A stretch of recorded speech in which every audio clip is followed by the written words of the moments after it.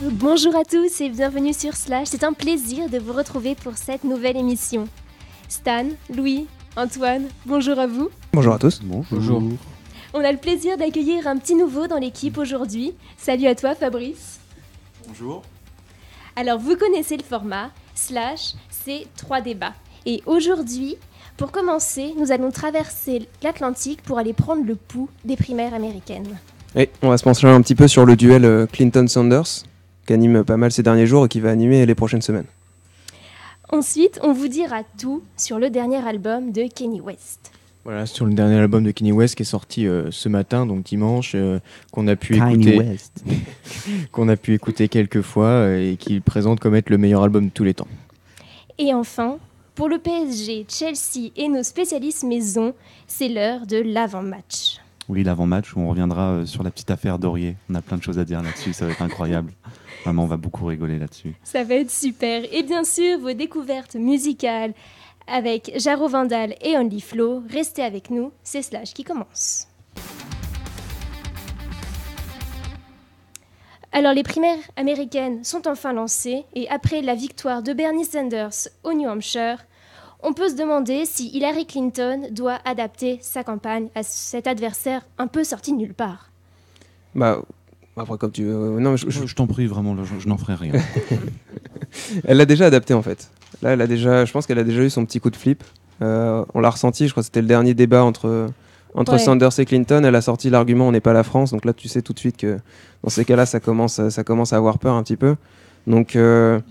Ouais, elle a un petit peu peur parce que du coup, Sanders, c'est le candidat qu'elle n'a pas vu venir. Comme Barack Obama, tu penses? Voilà, en 2008. exactement. Comme en 2008, elle disait « m'embêtez pas avec Barack Obama ». Bon, là, je pense qu'elle en a pris conscience un peu plus tôt. Mais elle va devoir adapter sa stratégie. Précisons quand même pour nos petits auditeurs que nous avons une grande fan d'Hillary Clinton. Je vois pas de qui tu parles. Donc nous, on va essayer d'un petit peu de défendre Sanders, histoire de pimenter le débat. Non, mais par exemple, oui, ton avis, Loïse, sur cette cette défaite d'Hillary Clinton, est-ce que c'est vraiment la fin pour elle? Est-ce que c'est le début de la fin ou il va falloir qu'elle se réveille véritablement là? Alors que Bernie Sanders a gagné, c'était une victoire impossible à nier. C'est monumental ce qu'il a fait, c'est certain. Mais après, toute la question, c'est de savoir est-ce qu'il va réussir à réitérer. C'était un tremblement de terre politique. Il a 22 points d'avance sur Clinton en New Hampshire, c'est dingue. C'est vraiment, c'est une catastrophe pour elle. Mais est-ce qu'il va être capable de réitérer cet exploit dans les États qui vont suivre? Il y a le Nevada qui va voter samedi prochain, la Caroline du Sud juste après, ensuite le Super Tuesday, et c'est normalement dans des États qui sont sociologiquement plus favorables à Hillary Clinton. D'accord. Donc, alors, est-ce qu'il va réussir, en fait, à adapter, lui, son discours pour aller la chercher sur ces terres? C'est ça la question. D'accord. Concrètement, quels sont les points de divergence, peut-être pour les auditeurs qui découvrent un peu les primaires américaines, qui s'y intéressent pas franchement? Quelles sont les différences entre Sanders et Clinton? Et après, on pourra peut-être revenir après sur les républicains. Mais grosso modo, qu'est-ce qui les différencie, ces deux-là? Clinton, c'est un programme démocrate assez classique, en fait, dans l'ensemble, d'aller un tout petit peu plus loin dans le système de sécurité sociale classique. Elle se pose carrément comme l'héritière aujourd'hui de Barack Obama. Voilà, de continuer un peu comme ça. Sanders, c'est Obama femme finalement. On peut voir ça presque comme ça, ouais. Mais après, par contre, Sanders, lui, c'est un programme à gauche, mais vraiment à gauche, pas juste à gauche pour les États-Unis. C'est-à-dire que même en Europe, si Sanders se présentait en France, ça serait un programme à gauche. Oui, voilà ce que j'ai pu dire. Moi, c'est que vraiment, il proposait un retour à l'État-providence, une assurance santé universelle. Là, justement, il s'est fait taxer d'être trop franco-français, peut-être. Des impôts plus élevés pour les riches, davantage de régulation bancaire, etc. Ouais, limitation de l'influence des banques. Ouais, très marqué à gauche. Il se pose un peu en ennemi de la finance, comme avait fait François Hollande un petit peu aussi pendant sa campagne. Donc, il a une posture très à gauche, peut-être même trop à gauche pour les États-Unis. C'est ça qui me fait un peu peur pour la suite. C'est ça qui me fait après peur pour la suite pour Sanders, c'est que aujourd'hui, il y a plein de pans de son programme qui ne sont pas applicables aux États-Unis à l'heure actuelle. Par exemple, quand il dit aux jeunes qu'il va rendre gratuite l'université aux États-Unis, c'est dingue. Pour les jeunes Américains, il apporte du rêve, alors que Hillary ne vend pas du rêve. C'est une femme très pragmatique, réaliste, elle ne vend pas du rêve. Et pourquoi c'est impossible de rendre, par exemple, l'université gratuite aux États-Unis? Est-ce que c'est vraiment une espèce de path dependency où ils sont habitués à faire tout le temps comme cela, ils n'ont pas envie de changer? Il faudrait trouver l'argent ailleurs, en fait. C'est ça le problème. Il faudrait d'abord que la Chambre des représentants que le Sénat vote en faveur de cette loi. Il faudrait également que les gouverneurs acceptent de réinjecter de l'argent dans les universités, et aujourd'hui, ça nous paraît complètement impensable. Bah oui, voilà, c'est-à-dire que si c'est plus les étudiants qui payent, qui financent leurs études, les sources de financement, il faut les trouver autre part, quoi. Donc, c'est-à-dire que c'est l'État qui prend le relais. C'est l'État fédéral et en même temps les États. Et aujourd'hui, je suis honnêtement pas certaine que les gouverneurs accepteraient de prendre le relais.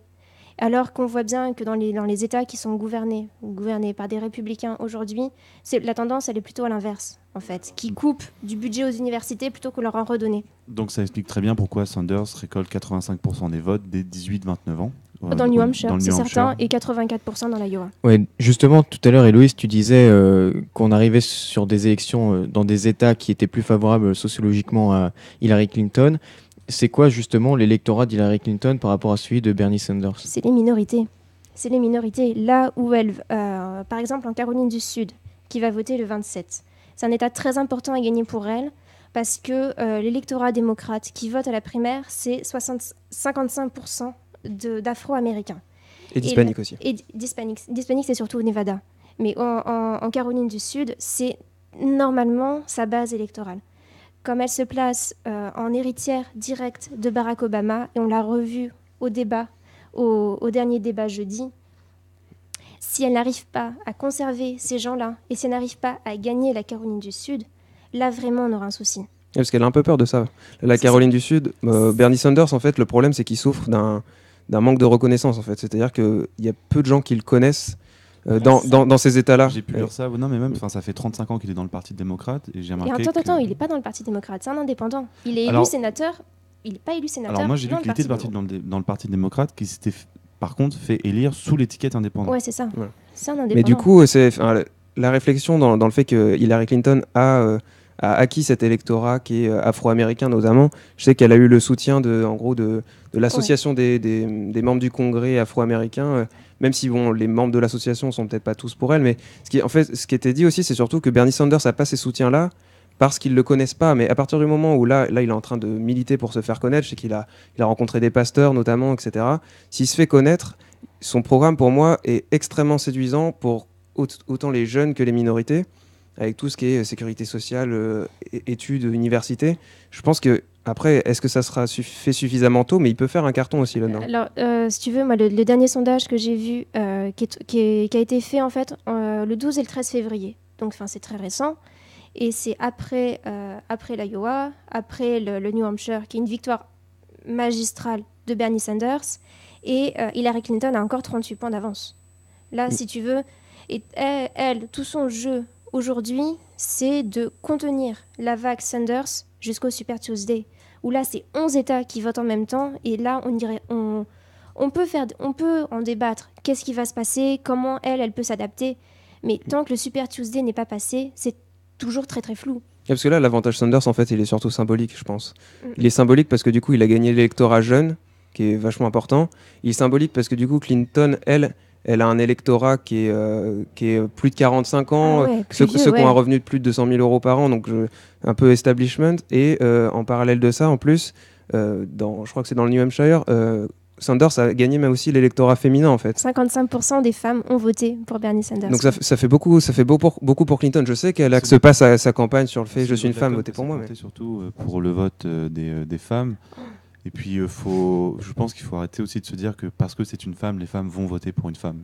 Les femmes ne votent pas avec leur vagin, en fait. Elles utilisent aussi leur cerveau et elles se disent que si Bernie Sanders est plus proche de leurs idées, c'est un homme, c'est pas très grave. On parlera. Mais c'est évident. C'est là où la campagne Clinton a fait une erreur de com, à mon sens. C'est quand ils ont mis en avant toutes ces grandes féministes des années 80-90 aux États-Unis, qui sont des femmes admirables, mais qui ne représentent plus le féminisme actuel. Et on a l'exemple dans le New Hampshire de Madeleine Albright, qui est la première femme à avoir été secrétaire d'État aux États-Unis, qui te dit en ouverture d'un meeting, il y a une place particulière en enfer pour les femmes qui ne s'entraident pas.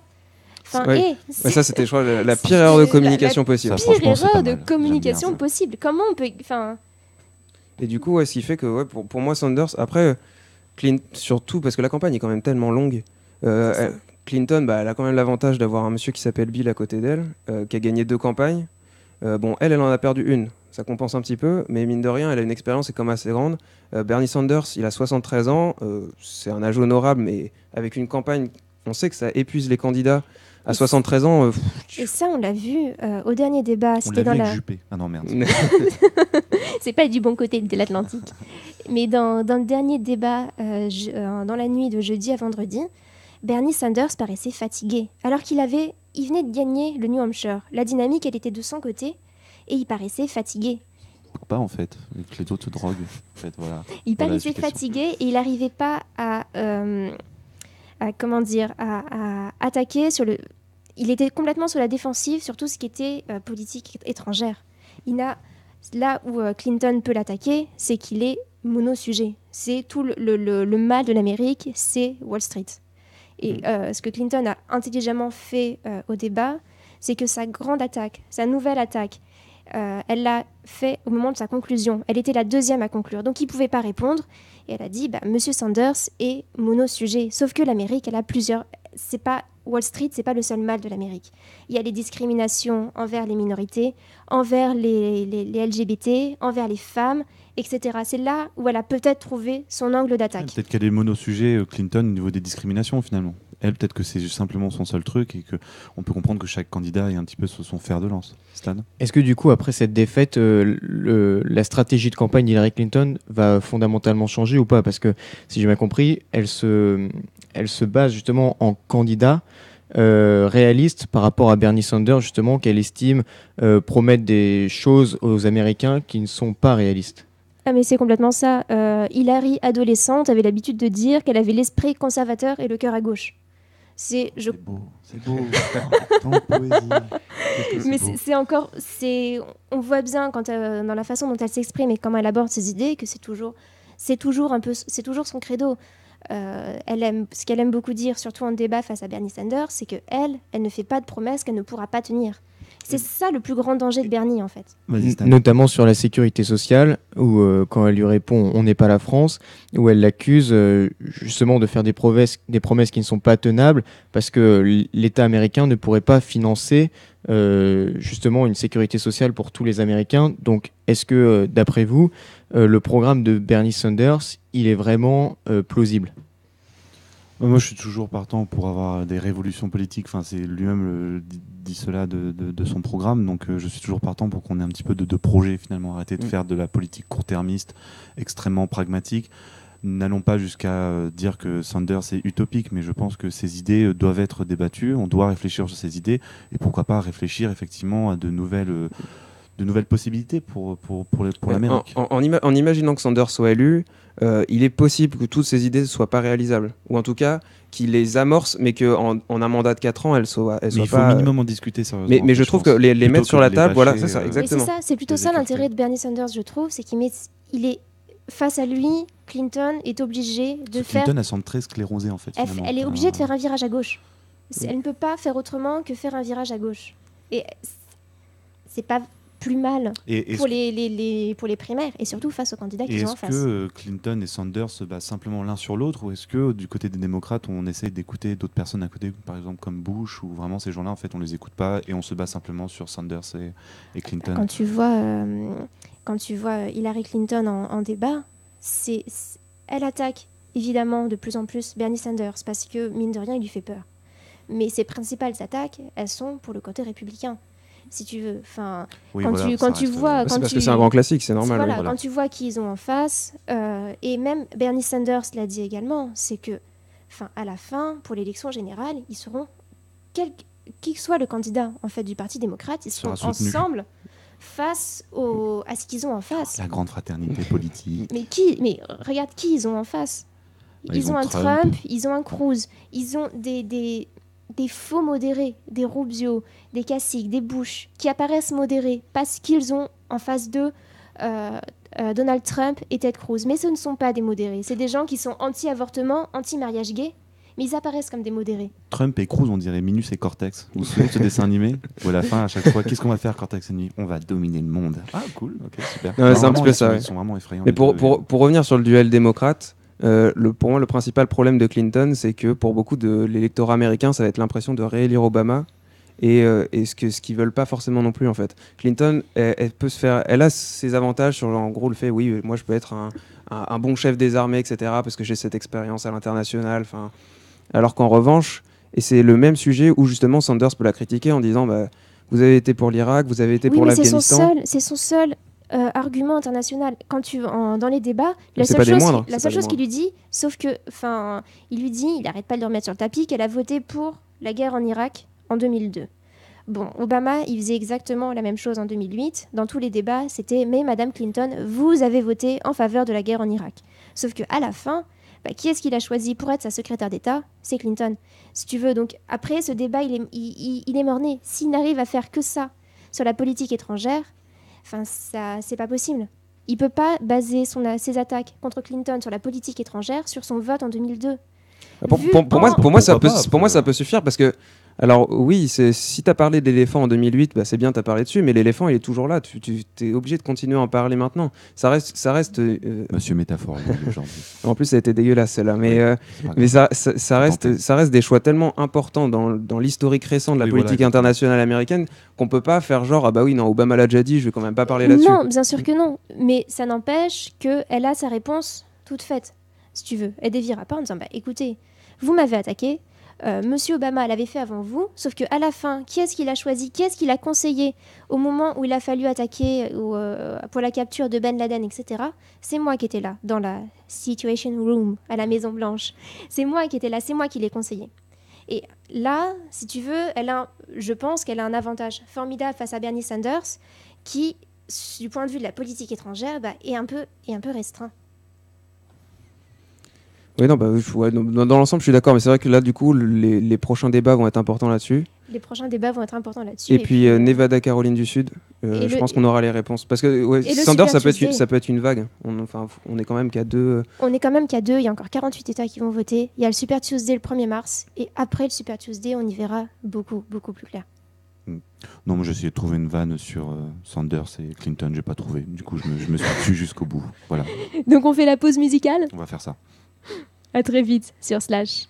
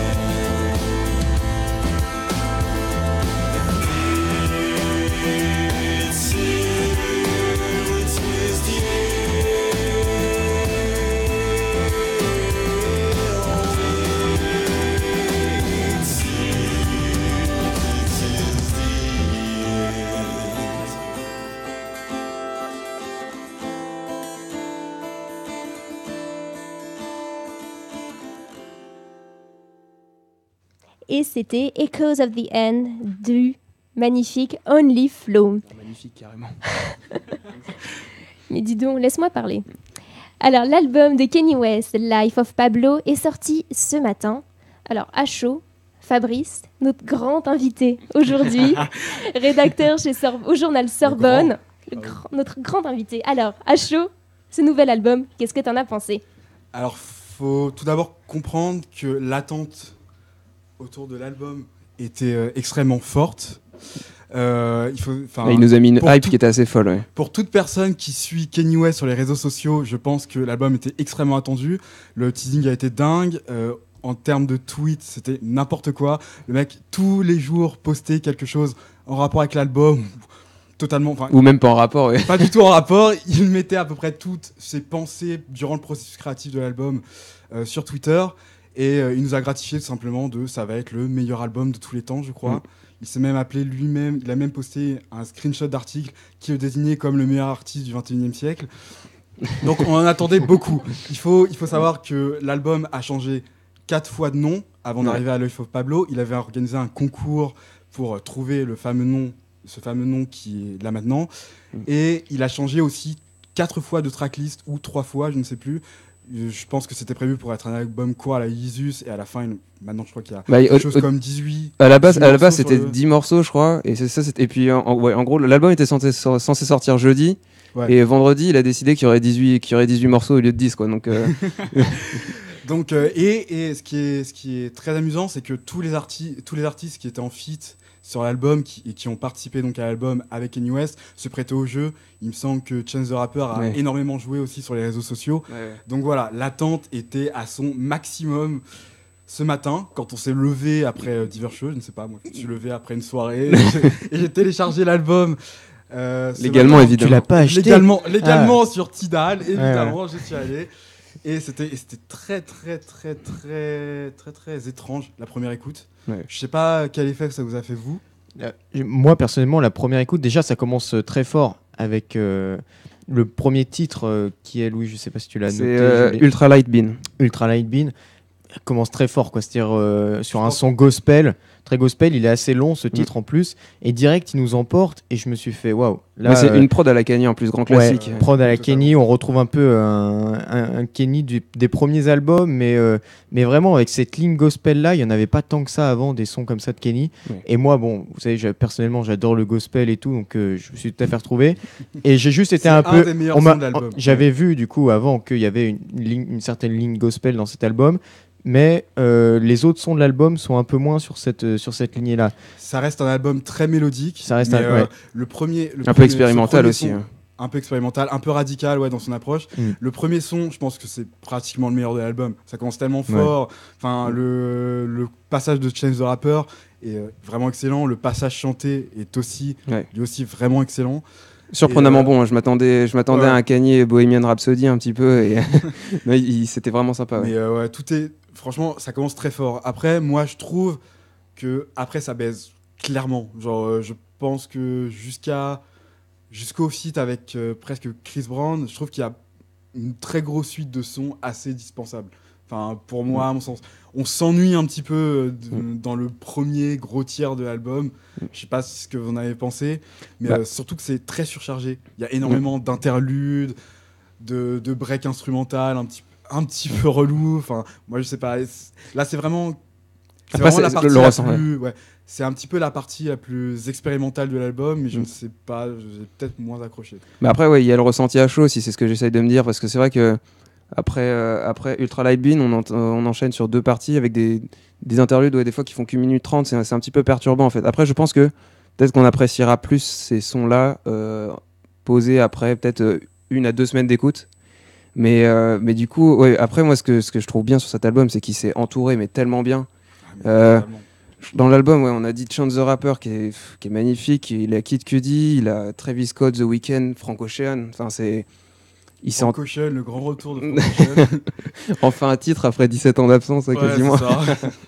Non mais oui, il s'est super bien entouré. Et puis après à la production, Kanye, de toute façon, on savait qu'il nous décevrait pas. Mais non, honnêtement, la première écoute, j'ai apprécié l'album. Après, meilleur de tous les temps. Je l'ai apprécié, mais je pense qu'il se bonifie. Tu avais raison, on en parlait tout à l'heure, Fabrice. Et je pense qu'il se bonifie. Et malheureusement, on n'a pas eu le temps encore, comme c'est tout frais, hein, de l'écouter vraiment plusieurs fois.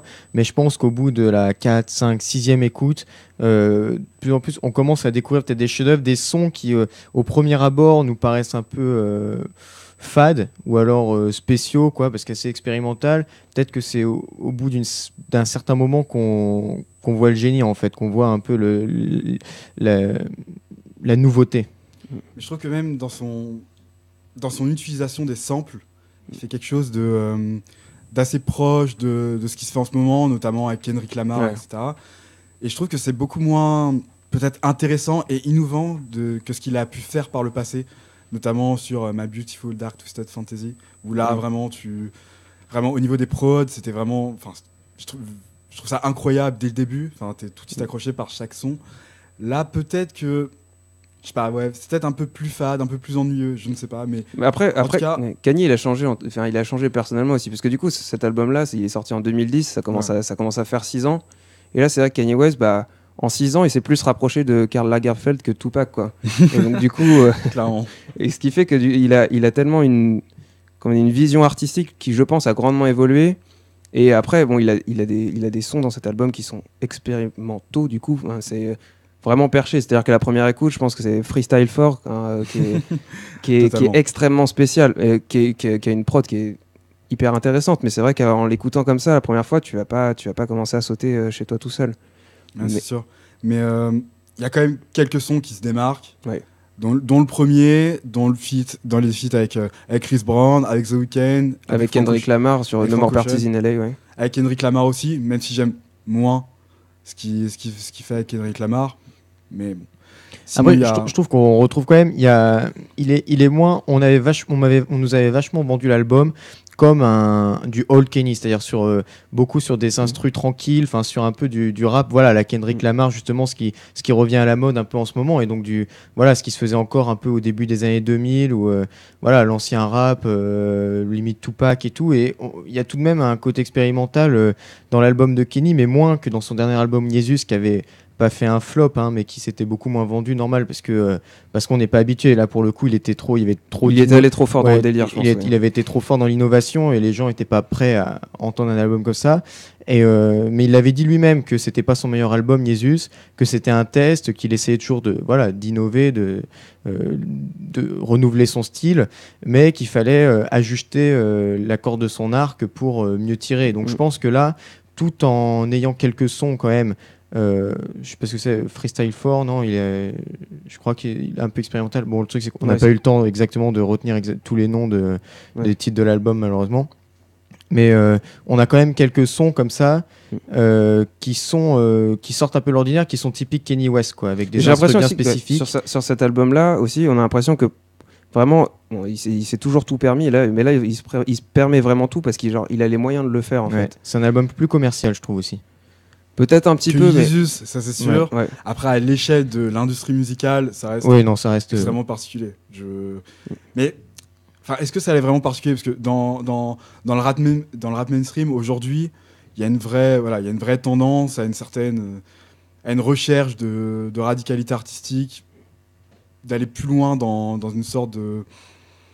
d'aller chercher des influences ailleurs, d'aller plus loin de chercher des mélodies, des samples un peu spéciaux. Ouais, notamment dans la soul un peu. Dans la soul, dans le jazz même, avec Kendrick Lamar. Le dernier album, c'était très électro. Là, il tente encore autre chose. En même temps, c'est un aboutissement où il reprend des influences de l'album d'avant. Après, ça plaira pas à tout le monde cet album. Donc, c'est sûr. Parce qu'il va tellement loin dans l'ego trip dedans, c'est assez fou. Ça, au niveau des thématiques, t'as l'impression qu'il parle de lui tout le temps. Il y a quand même une chanson qui s'appelle I Love Kanye et qui dit en gros comment il aime Kanye pendant 1 minute 30 non-stop, je crois à peu près. Mais oui, mais je pense que celui-là, justement, je pense que c'est peut-être la chanson de l'album la plus ironique, où il prend un peu du recul sur lui-même, alors que dans d'autres, même dans ce qu'il raconte, il parle de lui, c'est toujours un peu les mêmes thèmes, de toute façon qui reviennent. Donc voilà. Non mais oui. Et puis après, il est super bien. Enfin, le côté meilleur album de tous les temps. Je sais pas si ça le sera intrinsèquement, mais il a réussi à faire un teasing. Il avait déjà été bon avec ça pour les anciens albums, mais là, du coup, il a sorti 4 sons un petit peu avant. Qui était vraiment bien, hyper efficace, que où du coup en écoutant on se dit pas, il n'y a pas ce premier passage où on se dit oh c'est bizarre, etc. Non, direct on a su que c'était des bons sons. Après l'attente aussi était... Qui peut se permettre de faire attendre comme ça 4 jours son album sans faire un flop monumental après, enfin, c'est... Je pense que le côté meilleur album de tous les temps, bon, même si je pense qu'ici personne pense que c'est réellement le meilleur album de tous les temps. En tout cas, pour l'instant, c'est difficile de le dire. Ouais. Il se retrouve dans le côté éclectique de l'album, c'est-à-dire justement un album qui allie ce qu'on aimait avant, c'est-à-dire l'ancien Kanye, voilà, ce dont on a déjà parlé, et en même temps cette touche de Kanye West, du mec qui aime toujours innover, que ce soit au niveau de la mode, parce que moi la première fois qu'il a présenté son album, c'est il y a quoi 2-3 jours durant un défilé au Madison Square Garden, je crois. Bon voilà, c'est pareil, dans la mode, sa musique c'est comme la mode, on a vu les vêtements vite fait, enfin c'est de toute façon il a sa place maintenant dans le milieu de la mode, clairement. Ouais, voilà, mais il choque un peu, quoi. C'est pas, enfin, tout le monde n'aime pas, peu de personnes aiment réellement. Et là, c'est pareil, c'est dans sa capacité à allier l'ancien avec ce qui choque un peu, avec le nouveau, ce qui provoque, ce qu'on n'est pas habitué à entendre, et son côté un peu avant-gardiste. Je pense que c'est ça qu'il est dans sa tête. Il se représente un peu comme un avant-gardiste, celui qui voit les choses avant les autres, qui a envie de lancer des modes. Et je pense que c'est ça qui fait la force de l'album. Il le présente comme le meilleur album de tous les temps, parce que je pense que c'est un album qu'il a envie qu'on voit dans 5-10 ans, avec du recul, qu'on se dise ah ouais, il était en avance. De toute façon, c'est un album déjà qui, je pense, cette année aura pas d'équivalent, parce qu'il y a eu des bons albums qui sont déjà sortis. J'ai écouté l'album de Wiz Khalifa qui est pas mal. J'ai adoré l'album d'Anderson .Paak, mais bon, ça c'est pas nouveau. Et il y a des bons rappeurs qui vont sortir des albums cette année. Je pense qu'il y a Drake, il y a Macklemore, enfin c'est des artistes un peu mainstream aussi, mais à un tel niveau, Kanye, il arrive à 38 ans, il est au top au niveau producteur, il a tout prouvé, etc. Je pense qu'on n'arrivera pas, personne ne peut rivaliser avec un tel niveau d'accomplissement dans un album cette année. Est-ce qu'il sera le meilleur? J'en suis pas persuadé, mais on verra pas une telle production cette année, je pense. Moi, je trouve que sur l'album, il n'est pas encore arrivé à son maximum. Je trouve que là je pense que le vraiment bon, ça sera le prochain encore. Là, il est encore dans une phase... Il teste.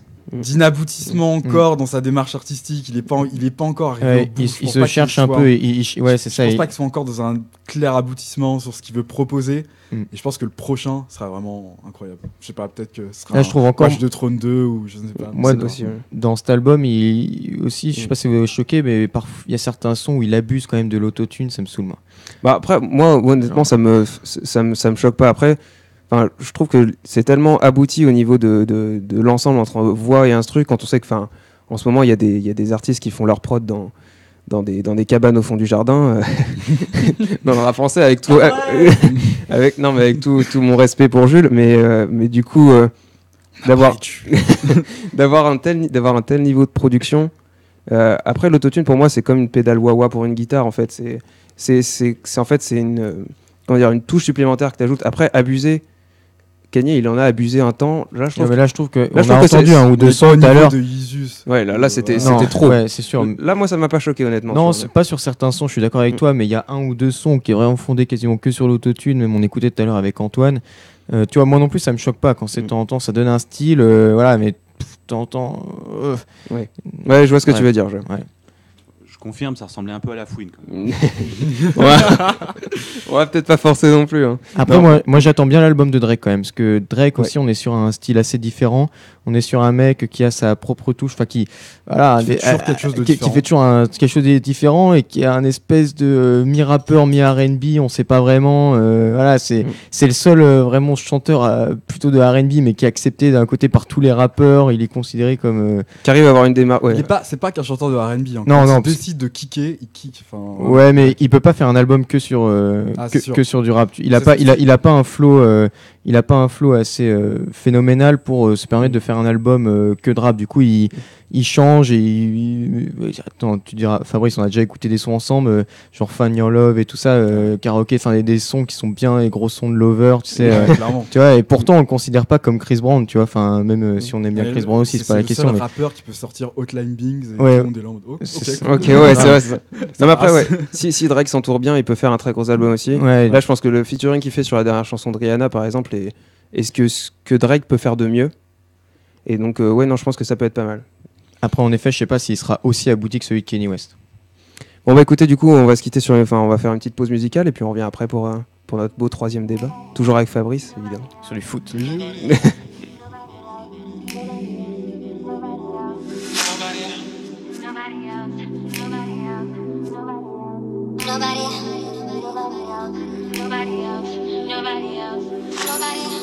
I was feeling down the other day, and nothing else could pull me out of it but the thought of you being a call away. And ever since that indiscretion, confession left me within a session. I'm begging, my only one concession, expressing how I needed so much. A hit of your love, just wanna give me your love. Can't get enough. Give me your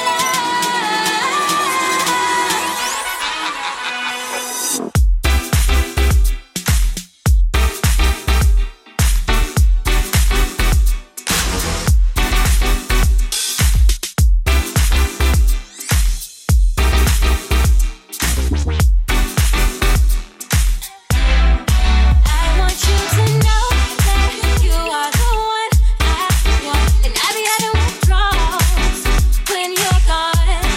So don't leave me alone, 'cause you are the one I enjoy, but I can never recall when you're gone.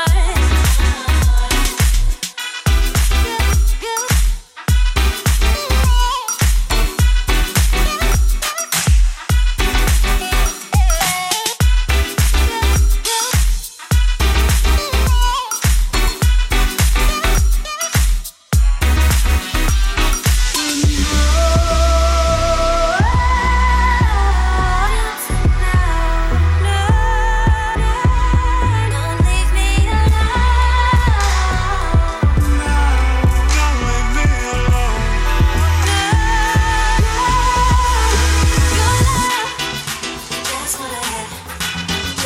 leave me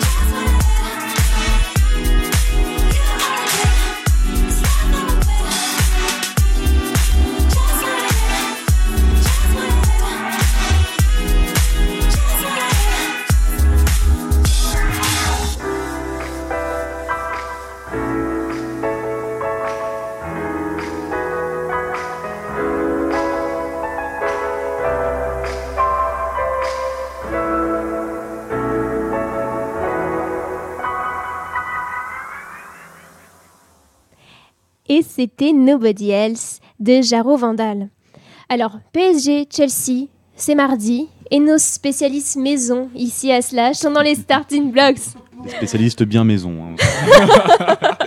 Bon alors, au lieu de rigoler, les garçons, qu'est-ce qu'on peut en attendre de ce match ? Dites-moi un peu. Qu'est-ce qu'on peut en attendre ? Force en présence. On peut faire peut-être un petit rapide topo sur Chelsea d'abord pour voir à peu près à quoi Paris va se mesurer. Chelsea s'est un peu remonté en Première Ligue récemment. Ils sont sur une meilleure dynamique. Là, ils sont sur 12 matchs sans défaite, je crois à peu près, 6 victoires, 6 nuls.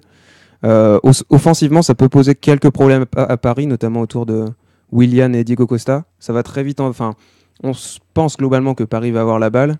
Et du coup, Willian Diego Costa, en 2 passes, ça peut aller au but. Ça va vite en contre. ça peut aller au but. Donc là, je pense que c'est la principale menace. Après, défensivement, Chelsea, c'est ultra faible. On a John Terry qui est incertain pour le match face à Paris. Mais je crois que c'est même pas qu'il est incertain, c'est qu'il est forfait. Ah bah écoute, voilà. Et du coup, en fait, là, ils ont fini. Voilà. Ouais, Zuma qui s'est blessé salement. Il a fini sa saison. Voilà, ils ont fini le match de ce week-end contre Newcastle avec une défense Azpilicueta à droite, qui est normalement à gauche, Ivanovic dans l'axe qui a déjà du mal à droite, Cahill en centrale gauche qui a quasiment pas joué de la saison, et à gauche Baba que personne connaît. Donc si tu mets Paris en face de ça, pour moi il y a de la place.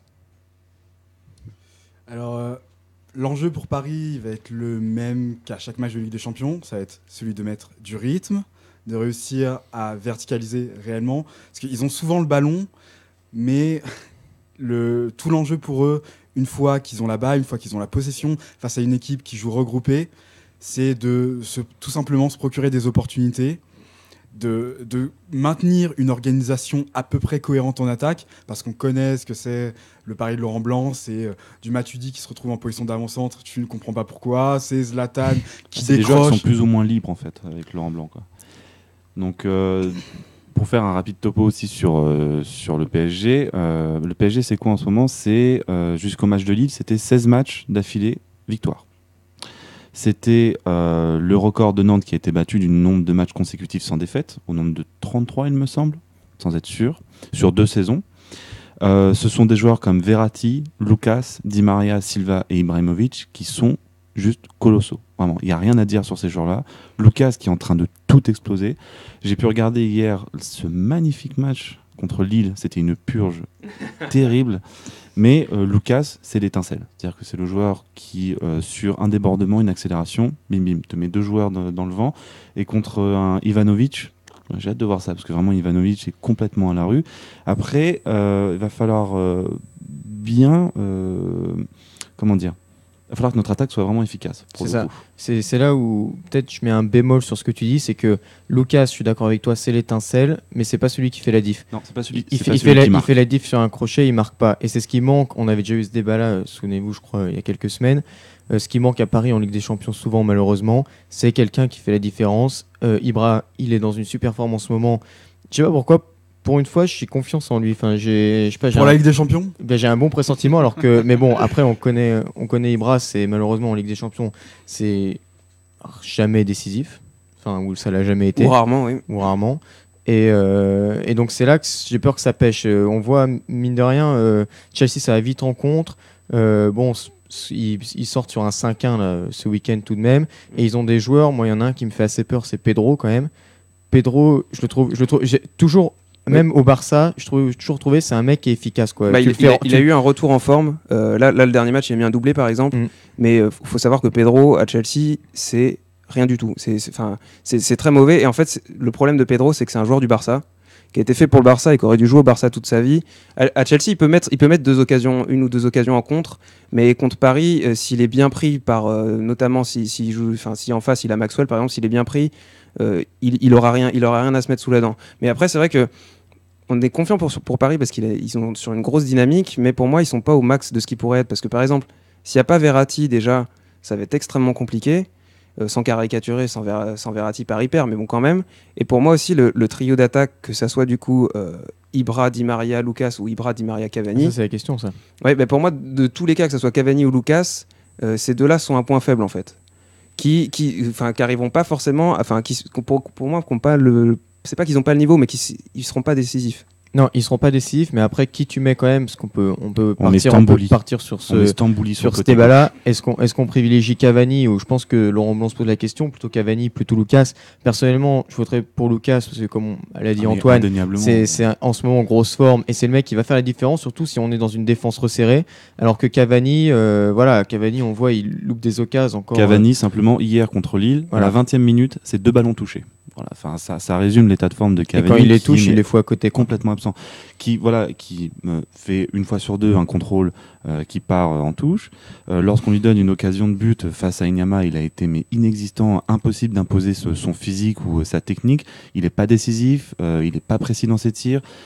À chaque fois qu'il fait une passe, c'est vers l'arrière. C'est vraiment, c'est une caricature pour le coup, Cavani, c'est le joueur qui veut faire des passes, mais qui les fait tout le temps vers l'arrière. C'est-à-dire son gros point fort à Cavani, toujours ce qu'on dit, c'est sa combativité.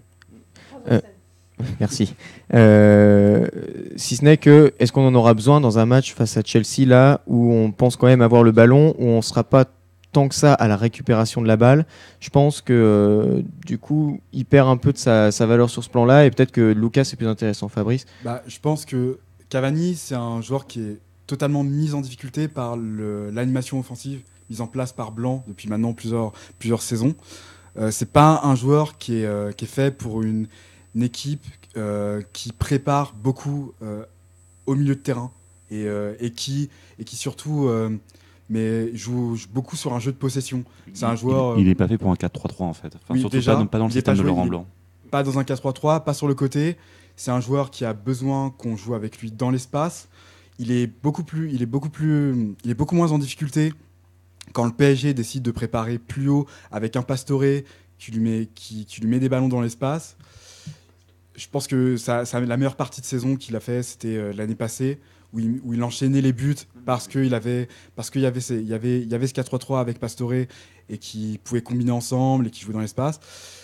Après, sur le match de Chelsea, il faut prendre en compte le fait que Chelsea ne va pas forcément mettre un bus. Je pense que Gus Hiddink a quand même d'autres idées de jeu, j'espère, surtout pour son équipe.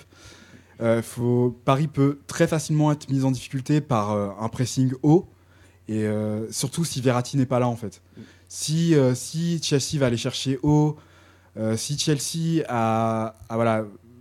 essaie de couper les transmissions entre ce milieu de terrain qui est très important dans le système de Blanc et l'attaque, ça créera tout de suite un déséquilibre parce qu'on aura un Zlatan qui sera forcé d'aller chercher les ballons très bas, parce que tu auras un Matuidi qui sera peu alimenté, etc. Donc ça peut très vite devenir une espèce de traquenard pour Paris, et il faut voir comment Laurent Blanc va réagir et comment les joueurs aussi vont réagir face aux difficultés. Ouais, parce on sait que sur un match, je pense au match de Marseille en fait, on sait que sur un match Paris peut être en difficulté. C'est vrai que Chelsea en fait a peu de joueurs en forme quasiment. Fabregas hors de forme, Hazard est hors de forme. C'est sûr. Ils ont un milieu qui protège leur défense qui est Obi Mikel ou Matic qui est hors de forme aussi. Alors c'est très moyen, mais c'est vrai que sur un match, Fabregas il a beau être mauvais sur une passe, ça peut aller très très vite. Donc c'est vrai que pour moi le point vital c'est Verratti. Parce qu'avec Verratti tu peux te dégager d'un pressing, tu peux te dégager d'à peu près n'importe quelle astuce tactique pour contrer le PSG. Sans Verratti ça devient tout de suite beaucoup plus compliqué, surtout que Thiago Motta a pas trop envie de jouer au foot en ce moment apparemment. mais Thiago Motta, je pense que pour ce genre de match, il va forcément élever son niveau de jeu. C'est typiquement le joueur du PSG, la Ligue 1, il n'en a plus rien à foutre. Enfin, tu le vois en Ligue 1, Verratti est rentré à Lille, enfin le match contre Lille, au PSG, pardon, et normalement il est pressenti pour commencer le match face à Chelsea. Peut-être pas faire le match en entier, mais faire normalement la première mi-temps. Parce que la différence entre Stambouli quand il joue, c'est 30 ballons touchés. Verratti quand il joue, c'est 50 à 100 ballons touchés. Rabiot quand il joue, c'est 50 à 100 ballons touchés. Verratti, c'est 150. Donc le mec a une influence sur le jeu de Paris qui est absolument démesurée. Il est extrêmement important. Donc, après, moi je l'ai trouvé juste contre Lille. Après, je pense qu'il s'économisait pour pas se faire taper sur un contact, parce que on sait que Lille ça peut aller vite aussi. Mais les ballons, avec les coups des CRS, voilà. Mais du coup, non, je l'ai trouvé juste dans les appuis, même dans les passes, il tente 2-3 grilles, mais ça passe moyen. Bon, après c'était un contexte particulier. Je sais que Blanc avait dit que de toute façon il ferait tourner contre Lille. Bon. Et autre chose très importante dans le jeu de Paris, c'est les latéraux, justement. Et on sait que depuis un fameux périscope cette nuit... On parlait du melon de Kenny West tout à l'heure, maintenant le melon d'Aurier. Serge Aurier. Voilà, on va pas vous rappeler l'histoire, parce que je pense que vous êtes tous au courant si vous êtes un tant soit peu fan de foot. Mais, on rappelle vite fait. Dans un périscope... Cette nuit, Aurier, qui n'avait visiblement pas l'impression d'être suivi par la moitié de la planète football, a traité Laurent Blanc de fiotte, a dit que son coéquipier Sirigu était, je cite, gaze. Ce qui veut dire merguez. Voilà. ce que veut dire nul. Voilà. Et a aussi, c'est un peu moqué de Cavani.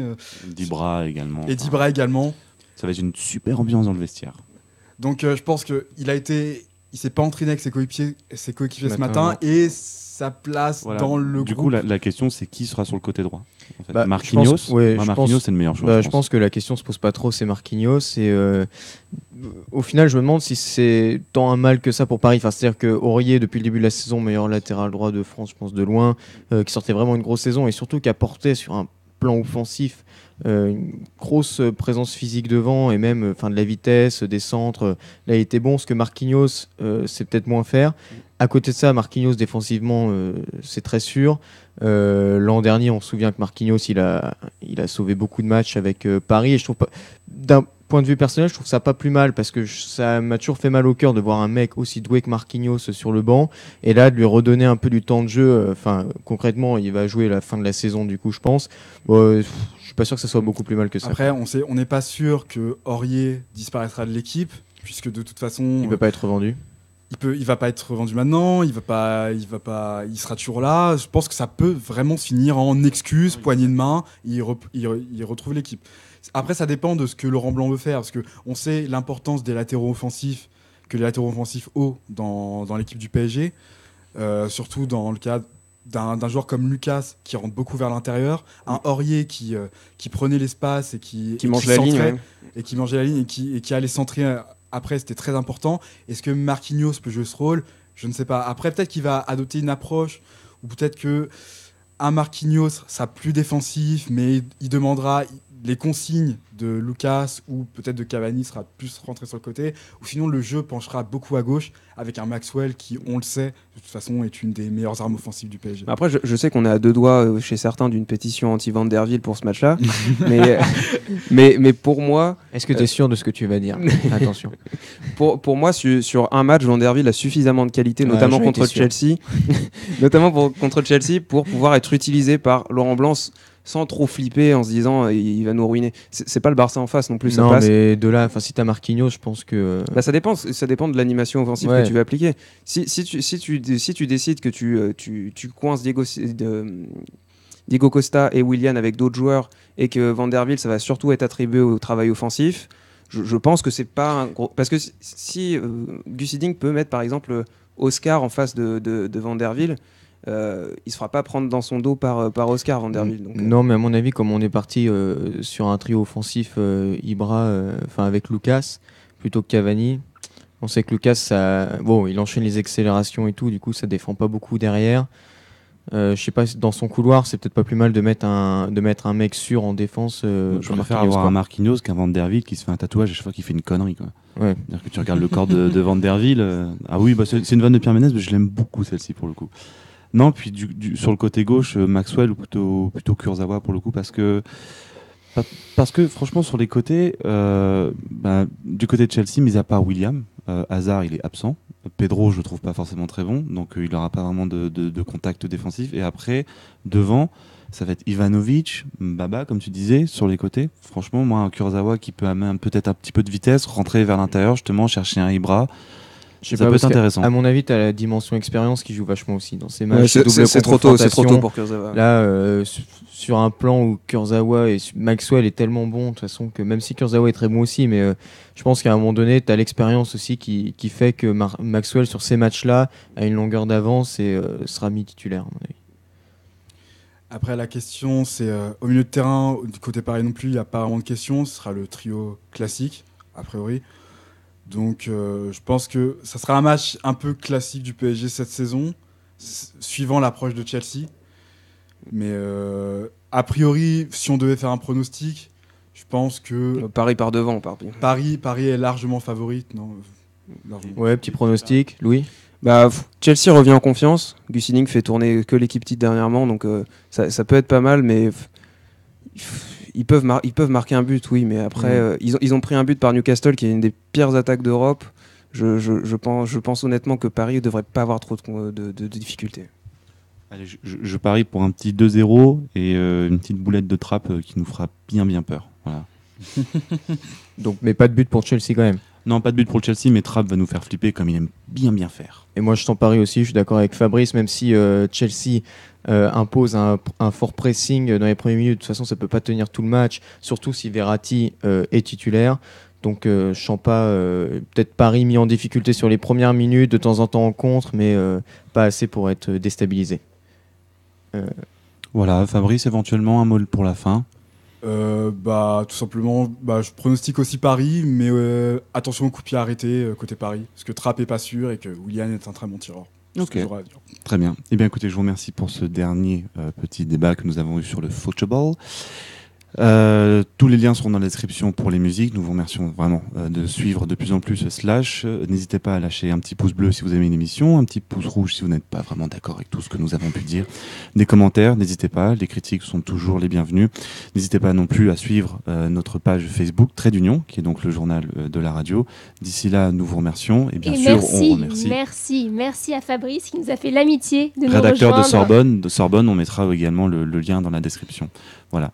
Je vous remercie, je vous souhaite une bonne soirée, une bonne semaine et à bientôt.